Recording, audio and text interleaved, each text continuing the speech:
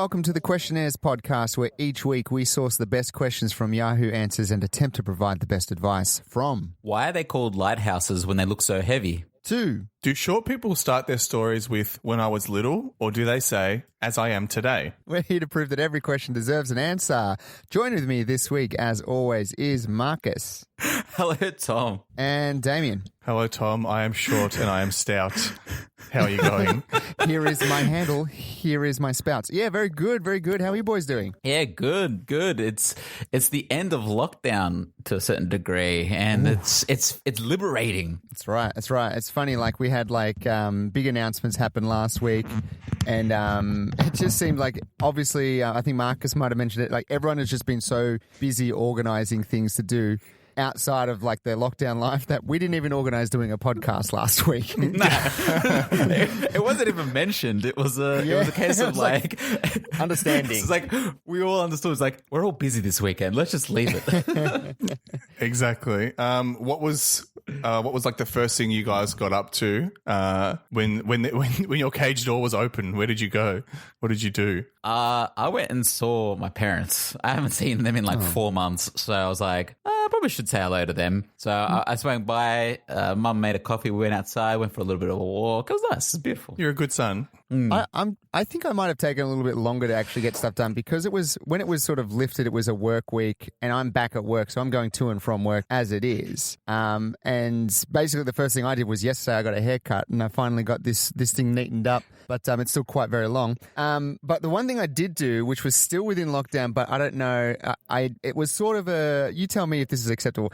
I bought something off Gumtree, which I've been waiting to do for so long. You know, I'm a bargain man. And I was watching an item for quite a while, and it was within the 25 Ks of my house. And I'm like, you know what? I'm going to pick it up. It's fine. I'll be safe with it. I'll wear my mask and everything like that. The guy in the listing said, like, I can leave it at the front door. We can pay with PayPal. He basically had all of these COVID safe procedures. I'm like, no worries. So I go to the guy's house. This was what I was buying was a scanner, by the way, which is like a film scanner. Okay. And which is just a regular scanner. I never would have thought who owns a scanner until I start taking film photos and I need to scan them. So I go to old mate's house and he opens the door and he's like, I've got the scanner in here, come right in. And I'm like, all right, strike one, you're inviting me into your house. Yes. You're not COVID safe.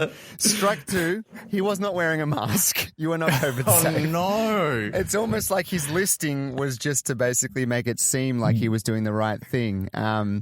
And was there a strike three? Was he like, and the scanner is located in my bed? You have to get in the bed with me in order to get it. He was effectively COVID catfishing you. He was like saying, I am COVID safe, but really, no. You know what? He did look like the chief health officer with a fake mustache on. I think that was him just trying to bait me in. The third thing, I guess it wouldn't be a COVID strike, but the third thing was when I basically picked it up, he's like, here it is. And I said, oh yeah, cool, looks all good. He's like, I can't interest you in buying a fax machine as well, can I? So the third strike was him trying to upsell me a fax machine. You know someone's desperate when they're trying to pass off a fax machine. It's like, who sent a fax in the last 20 years? Like, who needs that? The medical profession do. They still fax. That's true. That is true. So Tom could be a doctor, you know? I could be. I mean, he must think, if you're stupid enough to buy a scanner, maybe you're stupid enough to buy a fax machine. I'm just having visions of Tom now rocking up at St. Vincent's Hospital with the fax machine and being like, I'm ready to be a doctor now. Let me in. I'm qualified. I'm qualified. Yeah. That's exactly how they get qualified. I guess that's the thing I've been waiting for, is just buy secondhand items off the internet. I had like a weird experience because I've been off work, and so lockdown obviously happened at the start of the week, being let out, but everybody was busy working, so I was looking forward to the weekend to finally get out there and do stuff. And I was looking forward to it on Saturday, and I got a call from my grandpa at 8 o'clock in the morning, and he's like, hey, scrapyards are open now. I need you to bring some metal there for me. I want to get some money for it. I'm like, oh, God damn it. So That was like the first thing I had to do. I'd never been to a scrapyard before. So like I went to my grandpa's, grabbed the trailer full of like miscellaneous metal. I don't know if like what my grandpa did was, now that people can leave their houses as soon as they did, he just stripped their walls for copper and stuff. He's like, now's my chance to make money. He's got like a stockpile of metal that he's just waiting to donate and get some money for.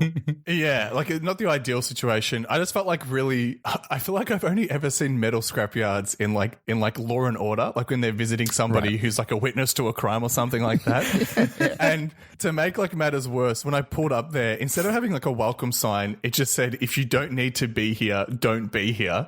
And then as I drove in, it was like, trespassers will be shot, like all these signs like that. Oh, wow. And I was like, oh God, this is right out of a bad action movie. It's like they're already preparing for the end of the world because Yes. scrapyards and all that. So they're already Mad Max preparing style. that. Yeah, hey, we got all the scrap. We'll be fine. Fuck you guys. We'll kill you. I almost feel like that's part of the aesthetic of opening a scrapyard, though. I think it's just like, if I was to open like a meditation center, I would have things like incense. You have things like, calming music. You open a scrapyard, you got to have like the Rottweiler dog. You got to have the crazy I will Shotgun, shoot you signs. Yeah. Yeah. Well, would this be part of the scrapyard repertoire then? I've never seen so many people spitting openly on the ground as they worked, because for me, that was COVID strike 1, 2, and 3.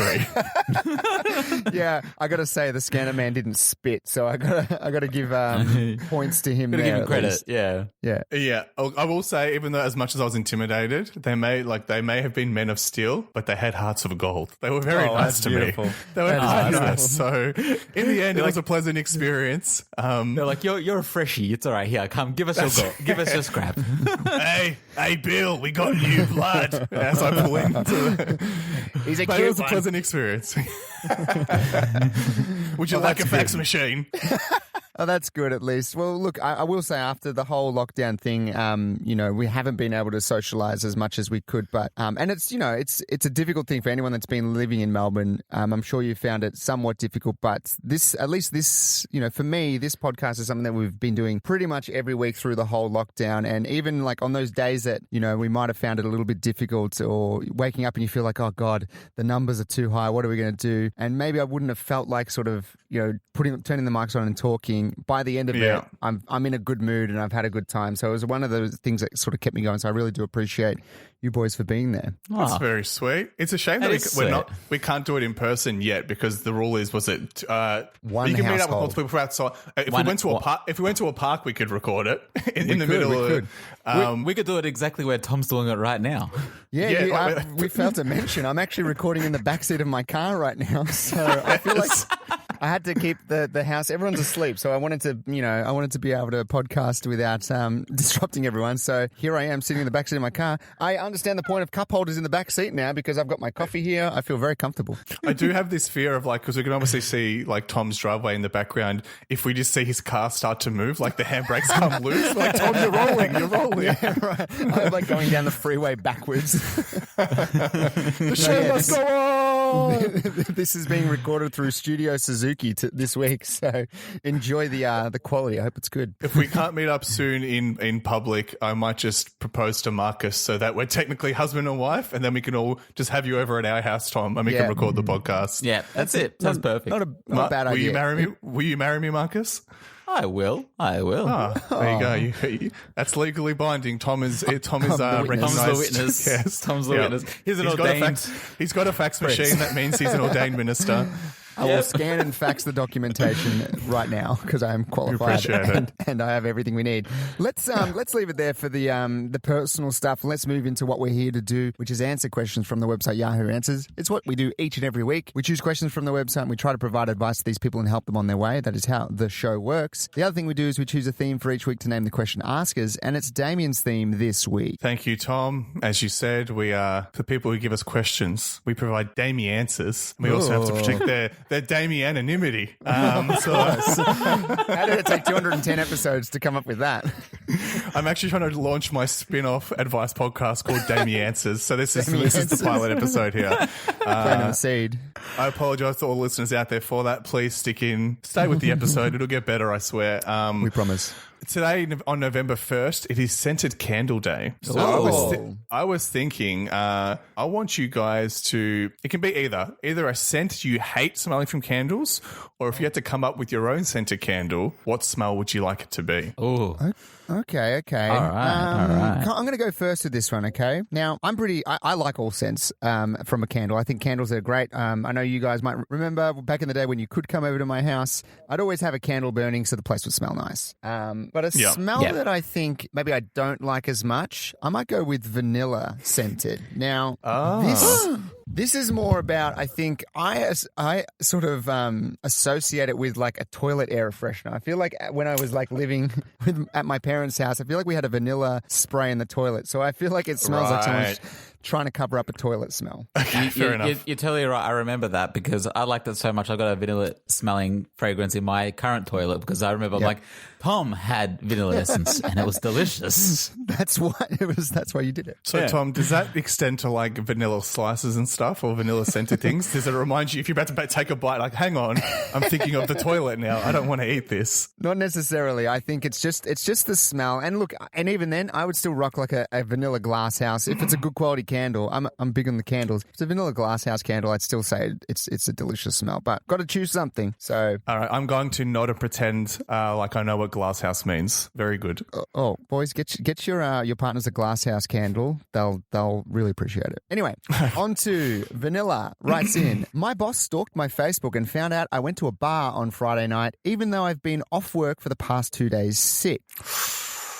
Last Thursday and Friday, I've been off work sick. I have genuinely been sick, and I was even going to go to work anyway on Friday. And I told my auntie and uncle who I live with, and they both said I shouldn't be going to work in my state. So I had the Friday off as well. I slept from 12 till 4 p.m. on Friday, and when I woke up, I felt a lot better, but not fully recovered. I had a concert that night, and I had been looking forward to for months, and had already bought the ticket that I paid $70 for. So I went to the concert and then to a bar afterwards because I was feeling better. One of my friends had tagged me in a post about our night in the town, and my boss found it and commented, "Thought you were sick, mate." Yeah, going out wasn't the smartest thing to do, but I wasn't going to throw away a concert I looked forward to for months, and I was feeling a lot better, but he'd never believed my story. I think if he was curious about me being out, he should have rung or texted me instead of commenting on my Facebook account for everyone to see. What do you guys think about this situation? Should I just take the loss and say I'm in the wrong, or stand up for myself? I think it was reasonable, but maybe I'm wrong. Vanilla. Wow, Vanilla. How could you fake a sickie and go do fun things on that day? I would never do such a thing. No one has ever done that before. Marcus, I'm appalled. I'm just as appalled as you because I would never do that either. You'd have to be a real piece of work to do something like that. Yeah, exactly. Let's understand that they said they were sick from 12 till 4. 12 till 4. So they were basically only not sick at work. Let's say if they work a standard 9 to 5, 1 hour. 1 hour of not being sick. What do you think of the boss calling out their employee on a public forum? Like, that's a ballsy move from the boss to like just drop a passive aggressive comment on a social media post. Yep. That's a boss move, Damien. How do you think he became a boss? How do you think he became a boss? It's by these Facebook comments. Yeah. They teach you that at boss school. Yeah. I mean, do you think that... I know, like, do you think that's a move you guys would pull? No, this is the thing. That boss has to be completely furious and had to be, like, really pissed off about it, I think, to write that in. Unless that's, like, their personality is, like, they call things out very easily. But they would have to be like, I'm going to say something. I'm going to fucking write this and bury this person. Yeah. I feel like it depends on the workplace. Simply because if you're working with there's like 3 people, 4 people, and you've called in sick 2 days, and you're all friends on Facebook, then he's probably like, "Motherfucker, you ruined it for me. Like, we were busy as shit on Friday because you were sick. Like, and now you're telling me you're not sick, and it was 2 days. Oh, what the fuck?" I understand where the boss is coming from, and to call it out on Facebook, that's just fuck you. I'm gonna call you out. But I would have liked if the boss, instead of a commenting, just used like, do you know, one of the default reacts of like a laughing face, or he just did like the crying emoji instead to be like, how could you do that? Oh my god, I broke his heart. I broke the boss's heart. This is one of those issues that would happen with having people in your workplace on social media specifically. And while I don't use social media in that sort of way, and I don't have a lot of work people I know through social media. The one thing that during the lockdown that I've been doing a lot is running, and I would run using the app Strava, which is a social media running app. And a lot of people at my workplace were like, "Oh, are you on Strava? Are you on Strava?" Or they have like run groups where they basically, you do a run and it pops up in a social feed. And the reason I didn't want to join is because I would often go for a run during the day, and I don't want anyone to be like, "Oh, you weren't working, you went for a run."